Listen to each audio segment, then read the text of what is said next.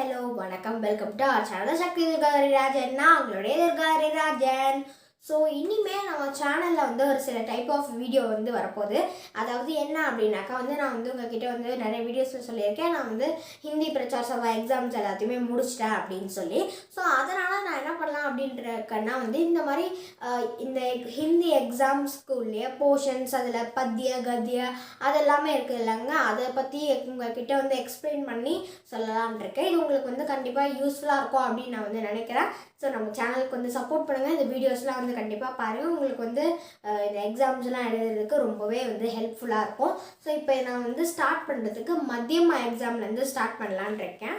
So இது பார்த்திங்கன்னா மத்தியமாவுடைய complete guide. நான் ஸ்ரீ சரவணாவுடைய கைட் தான் யூஸ் பண்ணி உங்கள்கிட்ட எக்ஸ்பிளைன் பண்ண போகிறேன்.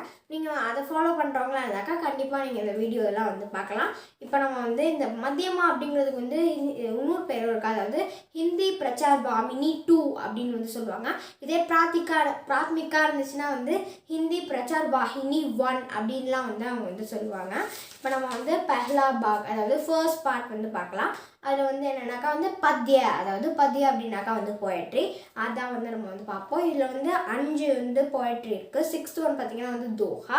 இப்போ 5மே நான் உங்களுக்கு வீடியோஸாக போடுறேன். இப்போ ஃபஸ்ட்டு ஒன் தான் பார்க்க போகிறோம். அதாவது புஷ்பகி அபிலாஷா அப்படிங்கிற போயட்ரி தான் நான் உங்ககிட்ட சொல்ல போகிறேன். இந்த வீடியோவில் நம்ம அதோடைய ஷாராம்ஸ், அதுக்கப்புறமா இஆர்சி, அப்புறம் கொஸ்டின் அண்ட் ஆன்சர், இது ரெண்டுமே நம்ம இந்த வீடியோவில் கவர் பண்ணுவோம். இப்போ வாங்க நம்ம வீடியோவை ஸ்டார்ட் பண்ணலாம்.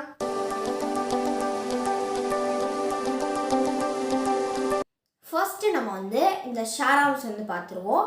புஷ்பகி அபிலாஷா. ஸோ அப்படின்னாக்கா புஷ்பா அப்படின்னாக்கா ஒரு பூ, அபிலாஷா அப்படின்னாக்கா விருப்பம், அதாவது பூவின் விருப்பம். இதுதான் இந்த கவிதையோடைய டைட்டில். ஃபர்ஸ்ட் நம்ம கவி ஆர் கவிதா, கவியை பற்றியும் கவிதையை பற்றியும் தெரிஞ்சுக்க போகிறோம். இப்போ கவியுடைய பேர் என்ன அப்படின்னு பார்த்தீங்கன்னா மாக்கன்லால் சதுர்வேதி. ஸோ இவருடைய பேரில் ஒரு மீனிங் இருக்குது. மாக்கன்லால்ங்கிறது ஒரு பேர் தான். சதுர்வேதி அப்படிங்கிறதுக்கு மட்டும் ஒரு மீனிங் இருக்குது. ஸோ சதுர்வேதி அப்படிங்கிறது வேதி அப்படின்னாக்கா ஒரு வேதம் தெரிந்தவர், கற்றவர் அப்படின்னு அர்த்தம். துவேதி அப்படின்னாக்கா 2 வேதங்கள் கற்றவர். திரிவேதி அப்படின்னாக்கா 3 வேதங்கள் கற்றவர். சதுர்வேதி அப்படின்னாக்கா 4 வேதங்களையும் கற்றவர் அப்படின்னு அர்த்தம். 4 வேதங்கள் என்னென்ன அப்படின்னு பார்த்தாக்கா ரிக்வேதி, யஜுர்வேதி, சாமவேதி, அதர்வண வேதி, இதெல்லாம் தான் இந்த 4 வேதியும். ஸோ வேதங்களும் இவ்வளோதான். இப்போ இவருடைய பேருக்கான மீனிங் இப்போ பார்த்துட்டோம். இப்போ ஜென்ம அப்படின்னாக்கா இவருடைய பர்த். இப்போ இவர் எப்போ பிறந்தாரு அப்படின்னாக்கா 4th April 1888 அப்போ பிறந்திருக்காரு. நிதன் அப்படின்னாக்கா அவர் எப்போ இறந்தாரு அப்படிங்கிறது அர்த்தம். அவர் 30th January 1968 இறந்திருக்காரு. இப்போ நம்ம கவிதையை பற்றி தெரிஞ்சுக்கலாம். पुष्पकी अभिलाषा नामक यह कविता श्री माखनलाल चतुर्वेदी की कविता है. புஷ்பகி அபிலாஷா அப்படிங்கிற ஒரு கவிதை மாக்கன்லால் சதுர்வேதி அவர்களுடைய ஒரு கவிதை அப்படின்னு சொல்கிறாங்க. கவி புஷ்ப கே மாத்தியம் சே தேஷ் பக்தி பர் ஜோர் தேத்தே ஹே. கவி ஒரு பூவின் மூலமாக இந்த தேச பக்தியை நமக்கு வலியுறுத்துறாரு. இதான் கவி ஆர் கவிதா. இப்போ நம்ம கவிதா கா சாராம்ஸ்ல போயிடலாம். இந்த மெயின் ஒன்று. एक फूल कहता है कि स्वर्ग की सुंदरी माला पहनती है, उस माला का एक फूल बनना भाग्य की बात है, मगर मैं यह नहीं चाहता. அப்படின்னாக்கா ஒரு பூ சொன்னிச்சாங்க. தேவலோகத்தில் இருக்க கன்னிகைகள் மாலையை போட்டிருப்பாங்க. அந்த மாலையில் நான் ஒரு பூவாக இருந்தாக்கா அது ஒரு பெரிய லக்கம், ஒரு பெரிய பாக்கியம். ஆனால் நான் அந்த மாலையில் ஒரு பூவாக இருக்க விரும்பலை. அப்படின்னா அந்த பூ வேறு எங்கே தான் இருக்கணும்னு ஆசைப்படுது அப்படின்றத நம்ம தெரிஞ்சுக்கலாம். விவாஹ் கே சமை வர் வது கோ மாலா பெஹனாத்தா ஹே. வர் வது அப்படிங்கிறத நீங்கள் லிங்கில் படிச்சிருப்பீங்க. லிங் அப்படின்னாக்கா ஜெண்டர்ஸ் அப்படிங்கிறது தான் அர்த்தம்.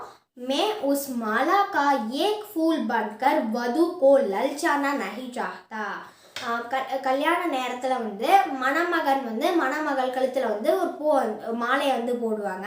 அந்த மாலையை நான் ஒரு பூவாக இருந்து அந்த மணமகளை அட்ராக்ட் பண்ண நான் விரும்பலை அப்படின்னு சொல்லுது. ராஜா மகாராஜா ஜப் மர் जाते हैं तब अंजलि के रूप में उनके शरीर पर फूल डाले जाते हैं. उन फूलों में एक बनना मैं नहीं चाहता அப்படின்னாக்கா வந்து ராஜாக்கள் மகாராஜாக்கள் வந்து இறந்து போகிற நேரத்தில் அவங்களுக்கு வந்து அஞ்சலி செலுத்துகிற விதத்தில் அவங்களுடைய உடம்புல வந்து பூவை வந்து தூவுவாங்க. அந்த பூவில் ஒன்றா இருக்கிறதுக்கு நான் வந்து விரும்பலை அப்படின்னு வந்து சொல்லுது. मंदिर में अर्चना के समय भगवान की मूर्ति पर फूल डाले जाते हैं. उन फूल में एक बनना भी मैं नहीं चाहता. கோயிலெல்லாம் வந்து அர்ச்சனை செய்யும்போது சாமியுடைய சிலையில் வந்து பூவை வந்து தூவுவாங்க. அந்த பூவில் கூட நான் வந்து ஒன்றா இருக்க விரும்பலை அப்படின்னு வந்து சொல்லுது. ஹே மாலி முஜே தும் அவசிய தோட்லோ, ஏ தோட்டக்காரா என்ன நீ அவசியம் பறிக்கணும். वीर सिपाही अपनी जान देकर देश की रक्षा करने के लिए निकल पड़े हैं. जिस रास्ते में वे सिपाही जाते हैं उस रास्ते में तुम मुझे फेंक दो. வீரம் நிறைந்த சோல்ஜருங்க அவங்களுடைய உயிரை கொடுத்து நாட்டை வந்து பாதுகாக்கிறாங்க. அவங்க போகிற வழியிலேயே நீ வந்து என்னை வந்து போடு அப்படின்னு வந்து அந்த பூவை வந்து சொல்லிச்சாங்க. இப்போ பார்த்தீங்களா, கடைசியில் நமக்கு வந்து அந்த பூ வந்து எதுக்கு ஆசைப்படுது அப்படிங்கிறது வந்து தெரிஞ்சிச்சு. இப்போ வந்து கடைசியில் விசேஷதா, அதாவது விசேஷதா அப்படின்னாக்கா வந்து அது என்ன ஸ்பெஷாலிட்டி அப்படிங்கிறது தான். कवि कहना चाहते हैं कि सौंदर्य, प्रेम, कीर्ति, भक्ति इन सब को त्याग कर सिपाही देश की रक्षा करते हैं. वे वंदनीय है அப்படின்னு வந்து சொல்கிறாங்க. அதாவது கவி வந்து சொல்கிறாரு, இந்த சௌந்தர்ய, அழகு, பிரேம், பாசம், கீர்த்தி, புகழ், பக்தி இதை எல்லாத்தையும் வந்து தியாகம் செஞ்சு தான் வந்து சோல்ஜருங்க வந்து இந்த நம்மளுடைய நாட்டை வந்து பாதுகாக்கிறாங்க. அவங்க வந்து வணங்கத்தக்கவர்கள். ஸோ இதாங்க அந்த சாராம்சம் எல்லாமே வந்து நம்ம வந்து கவர் பண்ணிட்டோம். இப்போ நம்ம வந்து ईआरसीக்கு வந்து போகலாங்க. फर्स्ट रोमन लेटर, निम्नलिखित पद्यांश का भावार्थ हिंदी में लिखिए. அதாவது கீழே கொடுக்கப்பட்டுள்ள பேராகிராஃபுடைய மீனிங்கை வந்து ஹிந்தியில் எழுதுங்க அப்படிங்கிறத அதுக்கான மீனிங்கை. இப்போ வந்து அந்த கொஷின் என்ன அப்படிங்கிறத வந்து பார்த்துடலாம். मुझे तोड़ लेना वनमाली, उस पद पर देना तुम फेंक, मातृभूमि पर शीश चढ़ाने जिस पद जावे वीर अनेक அப்படிங்கிறதா வந்து இந்த கேள்வி. ஸோ இதுக்கான சந்தர்ப்பம் வந்து பார்க்கலாம். சந்தர்ப்பில் வந்து நம்ம என்ன பார்ப்போம் அப்படின்னாக்கா வந்து இந்த கவிதையோட பேர், இந்த கவிதை எழுதுகிறவங்களுடைய பேர், சும்மா இந்த இதில் வந்து இந்த கவிதையில் வந்து என்ன கொடுத்துருப்பாங்க அப்படிங்கிற மாதிரி ஓவராலாக சும்மா வந்து போட்டிருப்பாங்க. இப்போ வந்து நம்ம வந்து சந்தர்ப்பம் பார்க்கலாம். यह पद्यांश पुष्प की अभिलाषा नामक कविता से दिया गया है. இந்த பேராகிராஃப் வந்து புஷ்ப கி அபிலாஷா அப்படிங்கிற கவிதையில் கொடுக்கப்பட்டுள்ளது. यह श्री माखनलाल चतुर्वेदी की कविता है. இது வந்து माखनलाल चतुर्वेदी அப்படின்ற ஒருத்தவங்களுடைய கவிதை. कवि इस कविता में देशभक्ति पर जोर देते हैं. கவி வந்து இந்த கவிதையில் வந்து தேசபக்தியை பற்றி வந்து எல்லாருக்கும் வந்து வலியுறுத்தியிருப்பார். ஸோ இதாங்க வந்து சந்தர்ப்பம். இப்போ வந்து அந்த பேராகிராஃப்கான மீனிங், அதாவது பாவார்த்தையை வந்து பார்க்கலாம். हे माली मुझे तुम अवश्य तोड़ लो. ए तोटकारा நீ என்னை கண்டிப்பாக வந்து பறிக்கணும். वीर सिपाही अपनी जान देकर देश की रक्षा करने के लिए निकल पड़े हैं. வீரம் நிறைந்த சிப்பாய்ங்க சோல்ஜர் வந்து அவங்களுடைய உயிரை கொடுத்து தேசத்தை வந்து காப்பாற்ற வந்து போயிட்டு இருக்காங்க. அவங்க जिस रास्ते में वे सिपाही जाते हैं उस रास्ते में तुम फेंक दो. அவங்க எந்த வழியில் போகிறாங்களோ அந்த வழியில் நீ வந்து என்னை வந்து போடு அப்படிங்கிறதா வந்து இந்த பேராகிராஃபுடைய மீனிங்கு. இப்போ second roman letter, question and answer. நிம்னலிखित प्रश्नों के उत्तर लिखिए. கீழே கொடுக்கப்பட்டுள்ள கேள்விகளுக்கு வந்து பதில் சொல்லுங்க அப்படிங்கிறதா. இப்போ வந்து ஃபர்ஸ்ட் கொஷின் வந்து பார்க்கலாம். இஸ் கவிதா மே புஷ்ப கி அபிலாஷா கியா ஹே. இந்த கவிதையில் வந்து பூவுடைய விருப்பம் என்ன அப்படிங்கிறதா கேள்வி. वीर सिपाही अपनी जान देकर देश की रक्षा करने के लिए निकल पड़े हैं. வீரம் நிறைந்த சோல்ஜருங்க வந்து அவங்களுடைய உயிரை கொடுத்து நாட்டை வந்து பாதுகாக்க போகிறாங்க. உன்கி வந்தனா கர்னா ஹி புஷ்ப கி அபிலாஷா ஹே. அவங்களுக்கு வந்து வந்தனம் செய்கிறதா வந்து அந்த பூவுடைய விருப்பமாக இருக்குது அப்படிங்கிறதான். இப்போ வந்து செகண்ட் கொஷின். फूल क्यों देवता के सिर पर नहीं चढ़ना चाहता है. அந்த பூ வந்து ஏன் வந்து கடவுளுடைய தலையில் வந்து இருக்க வந்து விரும்பலை. फूल देश और देश के रक्षकों को भगवान से भी बड़ा मानता है, इसलिए वह देवता के सिर पर चढ़ना नहीं चाहता. அந்த பூ வந்து கடவுளை விட அந்த அது நாட்டையும் நாட்டை காப்பாற்றுற வீரர்களையும் வந்து அது வந்து ஒரு சிறந்தவர்களாக நினச்சிருக்கு. அதனால தான் அது வந்து கடவுளுடைய தலையில் வந்து இருக்க வந்து விரும்பலை. இதுதான். இப்போ வந்து தேர்ட் क्वेश्चन, पुष्प की अभिलाषा कविता में राष्ट्रीय चेतना किस प्रकार व्यक्त हुई है?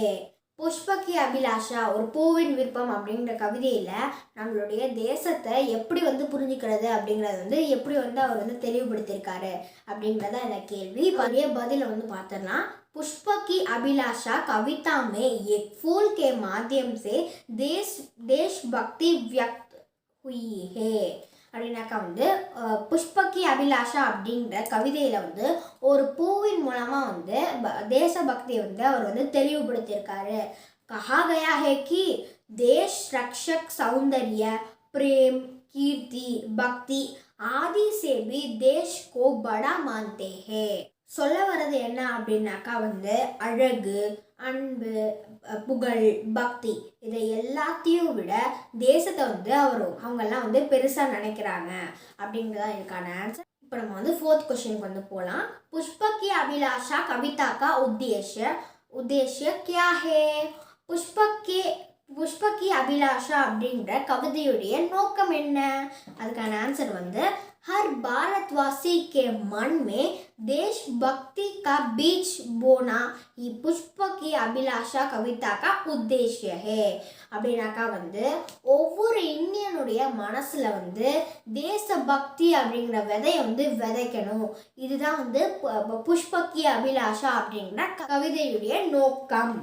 ஸோ அவ்வளோதாங்க. நம்ம வந்து எல்லா இஆர்சி கொஷின் அண்ட் ஆன்சர் இது எல்லாத்தையுமே வந்து அப்புறமா ஷாராம்ஸ் இது எல்லாத்தையுமே நம்ம வந்து இதில் வந்து கவர் பண்ணிட்டோம். ஸோ இந்த கவிதையில் நம்ம கடைசியில் என்ன தெரிஞ்சுக்கிட்டோம் அப்படின்னாக்கா வந்து மாக்கன்லால் சதுர்வேதி அவர்கள் வந்து அவருடைய கற்பனையை அழகாக வந்து ஒரு பூவின் மூலமாக வந்து சொல்லி எக்ஸ்பிளைன் பண்ணியிருக்காரு. அதனால் நமக்கு அது வந்து ஒரு தெளிவாக சூப்பராக வந்து புரியுது. ஸோ இவ்வளோதாங்க. இன்னும் நிறைய இந்த மாதிரி வீடியோஸ்லாம் வந்து சக்தி துர்காதரிராஜன் சேனல் உங்களுக்கு வந்து சேர்ந்துக்கிட்டே இருக்கும். நம்ம வந்து அடுத்த வீடியோவில் சந்திக்கலாம். நன்றி, வணக்கம், பாய். கவிதையோட இல்லைம்மா இப்போதாம்மா ஆன்ல இருக்கு. அவ்வளோ